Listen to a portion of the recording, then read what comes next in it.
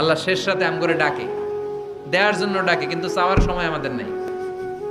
উনি দেওয়ার জন্য প্রস্তুত, কিন্তু এটা তো নেওয়ার লোক লাগবে। কথা কন। বিশ্ব নবীর আল্লাহ ডাক দিলেন, ও কামলিওয়ালা নবী, ও কম্বলওয়ালা নবী, দাঁড়ান। বিশ্ব নবী কাঁপছিলেন জ্বরের চোটে, খিচুনির চোটে কম্বল গায়ে দিয়ে শুয়ে রইলেন। আল্লাহ নাজিল করলেন, ইয়া আইয়ুহাল মুজাম্মিল, ও কম্বলওয়ালা। ইয়া আইয়ুহাল মুজাম্মিল মানে কি?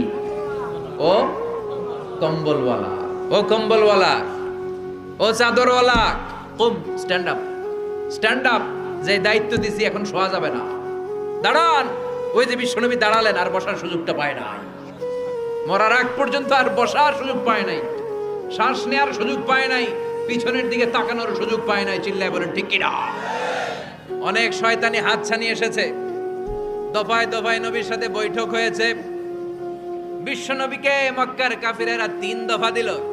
বলল, আব্দুল্লাহর বেটা মুহাম্মদ, নারী চাও নারী দেব, সম্পদ চাও সম্পদ দেব, রাষ্ট্র ক্ষমতা চাও রাষ্ট্র ক্ষমতা দেব, শুধু কালিমার দাওয়াতটা বন্ধ করে দাও। নাউজুবিল্লাহ পড়বেন না? বিশ্বনবী বললেন, তোমাদের 3 দফা, কাফিরদের কয় দফা? জোরে বলেন। বিশ্বনবী বললেন, আমার মাত্র 1 দফা। কয় দফা?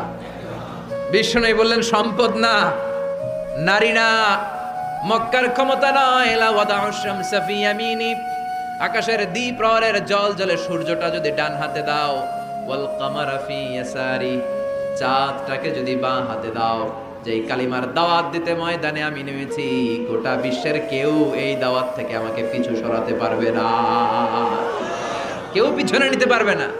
সম্পদ, নারী আর ক্ষমতার লোভ তো খুব তুচ্ছ বিষয়। ওই সূর্যটা যদি ডান হাতে দাও, চাঁদটা যদি বাঁ হাতে দাও, এই কালিমার দাওয়াত থেকে আমি পিছু হটবো না। চিল্লায় বলেন ঠিক কিনা?